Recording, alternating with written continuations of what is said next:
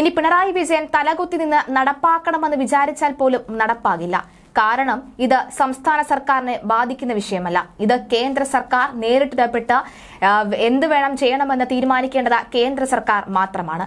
ഒരാവേശത്തിന് എന്ത് കൊണ്ടുവന്നാലും, കേന്ദ്രം എന്ത് കൊണ്ടുവന്നാലും മോദി വിരുദ്ധത കാരണം അത് നല്ല കാര്യം ആണെങ്കിൽ പോലും സംസ്ഥാനത്ത് നടപ്പിലാക്കാൻ പോലും മടി കാണിക്കുന്ന പിണറായി വിജയന് CAA-യിൽ കുരുക്കുമുറുകും എന്ന കാര്യത്തിൽ സംശയമില്ല.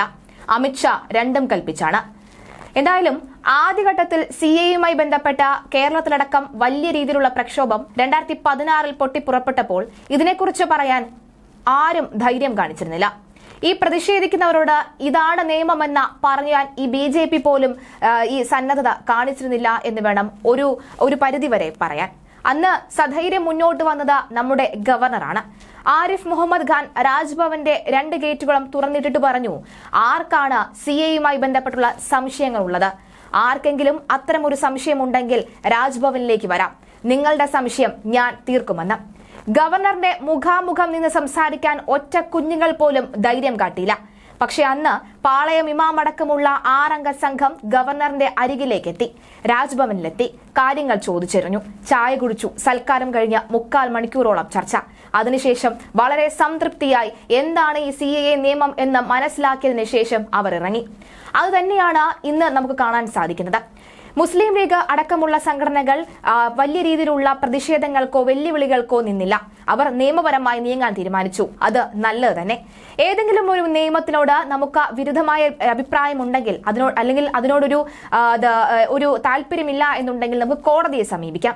255ഓളം ഹർജികളാണ് ഇതിനെതിരെ ഇപ്പോൾ സുപ്രീം കോടതിയിൽ ഉള്ളത് എന്നത് മറ്റൊരു കാര്യം. എന്തായാലും വെല്ലുവിളിക്കോ പോർവിളിക്കോ നിൽക്കാതെ മുസ്ലിം ലീഗ് കോടതിയെ സമീപിച്ചിരിക്കുകയാണ്. ആദ്യഘട്ടത്തിൽ ആരിഫ് മുഹമ്മദ് ഖാൻ പറഞ്ഞ അതേ കാര്യത്തിൽ ഉറച്ചു നിൽക്കുകയാണ് ഇന്നും ആരിഫ് മുഹമ്മദ് ഖാൻ. ഗാന്ധിജി നമുക്ക് തന്ന വാക്ക് എന്താണ്? ടാഗോർ നമുക്ക് തന്ന വാക്ക് എന്താണ്? ഇതൊക്കെ നമുക്ക് നടപ്പിലാക്കണമെങ്കിൽ CAA നമുക്ക് നടപ്പിലാക്കേണ്ടി വരും എന്നാണ്. പൗരത്വ നിയമ ഭേദഗതി കാലങ്ങൾക്ക് മുന്നേ നൽകിയ ഉറപ്പെന്നാണ് ഗവർണർ ആരിഫ് മുഹമ്മദ് ഖാൻ ഇപ്പോഴും ആവർത്തിക്കുന്നത്. നിയമം മുസ്ലിം വിരുദ്ധമല്ല എന്ന് അദ്ദേഹം വ്യക്തമാക്കുകയാണ്.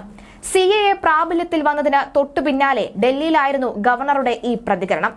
തെരഞ്ഞെടുപ്പ് മുൻനിർത്തി പൗരത്വ ഭേദഗതി നിയമത്തിന്റെ ചട്ടങ്ങൾ വിജ്ഞാപനം ചെയ്ത കേന്ദ്ര സർക്കാർ നടപടി രാജ്യത്തെ അസ്വസ്ഥമാക്കാനുള്ളതാണ് എന്നാണ് മുഖ്യമന്ത്രി പിണറായി വിജയൻ പറയുന്നത്.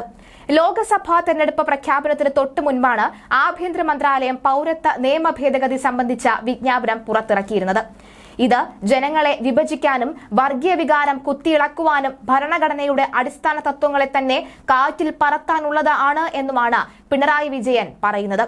തുല്യ അവകാശങ്ങളുള്ള ഇന്ത്യൻ പൗരന്മാരെ പല തട്ടുകളാക്കാനുള്ള ഈ നീക്കം ഒറ്റക്കെട്ടായി എതിർക്കപ്പെടണമെന്നും മുഖ്യമന്ത്രി പറയുകയുണ്ടായി.